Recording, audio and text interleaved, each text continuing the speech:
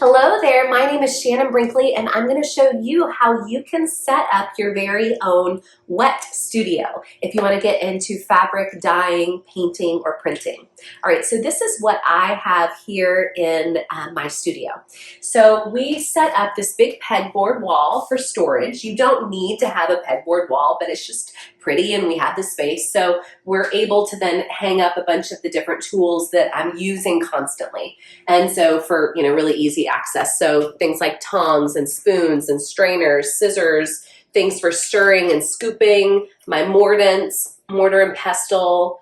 Up here I have some pearl cotton up in there, as well as, pot holders and things that I need to grab frequently. Now, in your dye studio, you need to have access to heat because most of the time with natural fabric dyeing, you need to, it's a hot process. So you need to kind of cook the dye into the fabric essentially. So you can either use your kitchen stove or you can use a burner. So I just have these two burners here that work great.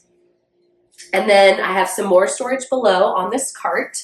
So I have my little kitchen scale. I have lots of these different bowls that I store under here. And then under here is where my fabric is. Now these are all at different points in the dyeing process. So this basket is fabric that has been scoured, meaning it's been washed beforehand, and it's ready there. It's just been washed. Here, this is fabric that's all been mordanted, so it's prepared to dye. And then that final basket is fabric that's already been dyed, but maybe I want to dye it again or something like that. So that's what I store there. So really in your studio, you need a heat source. So some type of either stove or hot plates. You need a water source, so either a hose outside or a sink. So I have this big pretty sink that I'm able to fill up all my pots, rinse everything, etc. And having easy access to outside is really handy because I like to hang up all of my fabrics after they've been dyed. So outside I have a line hung up. You can also have a rack or something like that. I also do all of my indigo dyeing outside. So being able to go in and out is really, really handy. All right, we also need storage. So you need to be able to store all of your pots, all of your dyes. So you could do those in different bins that you just keep in your closet or wherever you have space. I'm lucky enough to have in my studio these built-ins, and so I'm able to store all of my different dyes. So I have, my liquid dyes.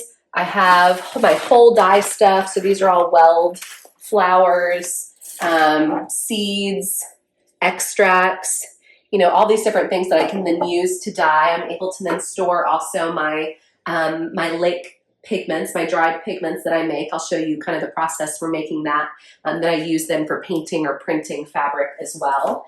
And just all other random, tools that you have. And lots of, here I have some iron liquors that I've made that are used to modify colors that I use from copper wire or like rusty nails, and then extra and space just to store jars. So I use a ton of different jars in my fabric dyeing.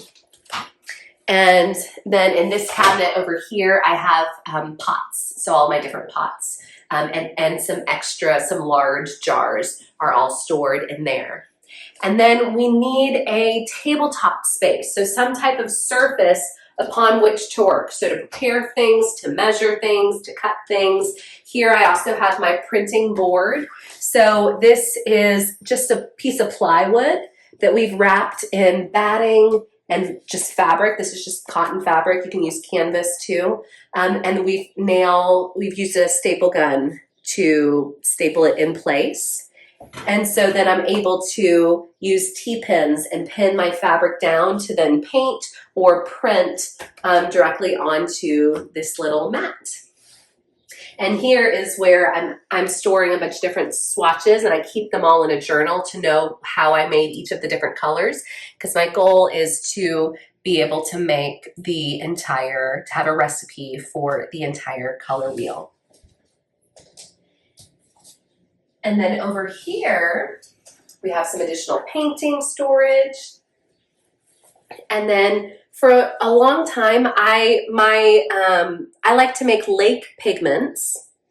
For a long time, these were just sat on countertops or, wherever I had room, but I then got this shelf to be able to do it. But when you're working with natural dyes, you can then take the leftover dye bath, and there's a process to then separate the pigment that right now in the dye is soluble. It's totally dissolved in there, but you're able to separate the pigment from the water, and that is then drained and strained through here and is drying out right now currently. So it's kind of like a pudding consistency right now.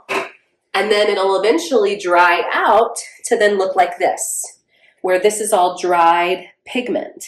And so all I need to do is take this and put it in the mortar with my mortar and pestle and grind it to then make paint pigment, so that I can make paint from the pigment, and then I'm able to print or paint directly on fabric. So that's a great way to make your own pigment and to use the leftover dye from the bath to then add additional color and print to your fabrics. So there are so many different ways that you can set up your space. Again, the main things you need are a heat source, so either a hot plate or a stove, a water source, either a hose or a sink, easy access to outside or somewhere where you can easily hang things up, and then some storage space. So that can be, built-ins, cabinets, bins, whatever's gonna work for you.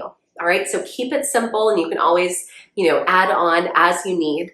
And make sure if you are working in a kitchen, because the kitchen's a really easy place to work, that you just keep all of your fabric dyeing tools, pots, spoons, tongs, bowls, all of that is separate from your kitchen eating stuff.